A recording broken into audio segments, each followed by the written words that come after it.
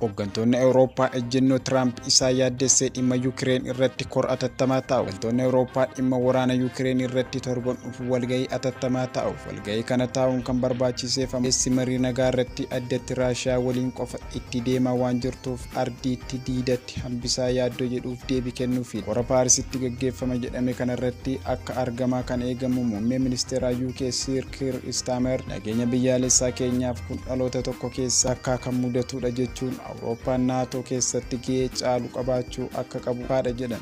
USA kun Awurooppaa shakkii uumuu kan jalqabe gamaan addaa Doonaald Tiraamp Yuukireen deeman marii USA fi Raashiyaa waraanicha dhaabuuf taasisan kamiyyuu keessatti hooggantoonni Awurooppaa marsiifamuu danda'u garuu keessatti hin hirmaatan jechuu isaanii hordofeeti. Aangoon olaanoo White House guyyoota dhufan keessa bakka bu'oota marii araara Raashiyaa fi Yuukireen Saudi Arabiyaa keessatti arguudhaaf jiru. Gamaan addaa US Keith Kellogg dubbii Yuukireen fi michoota ishee biratti yaaddoo kaasa jedhamee taasisaniin mariin araara kanaan dura turan sababa qaamileen hedduun keessatti hirmaataniif hin milkaa'in hafe jedhan. Akka boronqii gabatee gurraachaa irratti sana fakkaachuu danda'a.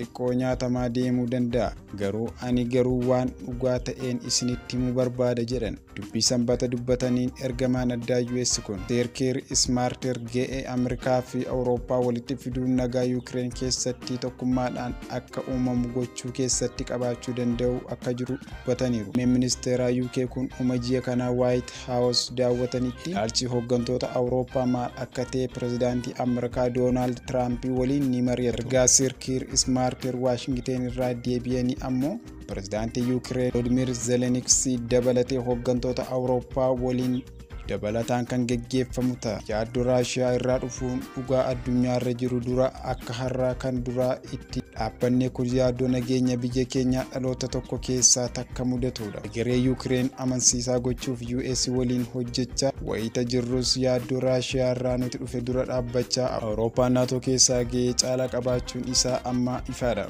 Zelenskiin dubbii sanbata ganama taasisaniin Ameerikaan kana booda ardii kana gargaaruu dhiisuu dandeessi jedhamee yaaddoon dabalaa dhufuu isaatiin Awurooppaa akka uumamu gaafataniiru. Konfiraansii nageenyaa Muunik irratti haasaa taasisaniin kanaan dubbiin itti aanaan pirezidaantii Ameerikaa JD Vance dubbatan hariiroon durii Awurooppaa fi Ameerikaa gidduu jiru xumuramaa akka jiruu fi diin kun sanaaf of qopheessuu akka qabdu ifa godheera jedhan Zelenskiin. Yuukireenii hirmaannaa keenya malee waliigaltee dugda keenya duubaa taasifamu kongumaa hin fudhattu jechuun erga Tiraampii fi pirezidaantiin Raashiyaa Vladimir Putin marii nagaa jalqabuuf waliigalanii booda dubbataniiru.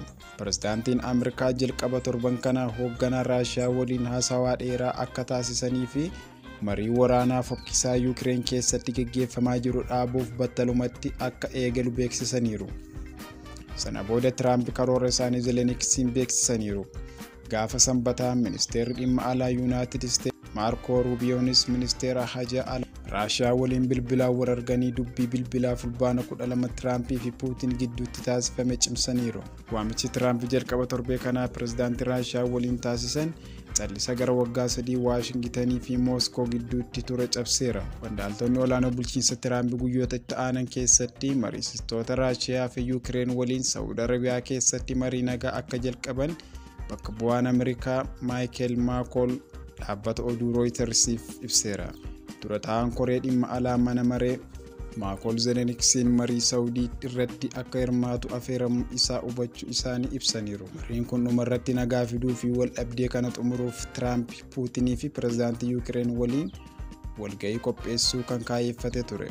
Guyyaa tokko dura Vaansi balaan guddaan ardii kana mudate Raashiyaa fi Chaayinaa osoo hin taane keessa irra ta'uu ibsuun biyyoota dimokiraasii Awurooppaa irratti aleellaa guddaa banee ture.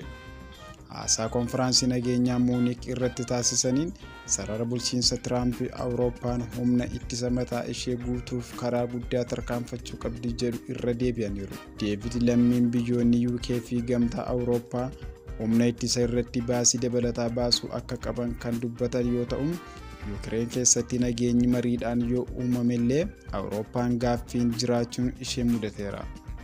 Kan odeeffannee BBC Afaan Oromoodhaan waan nu dhaggeeffattaniif guddaa galatooma.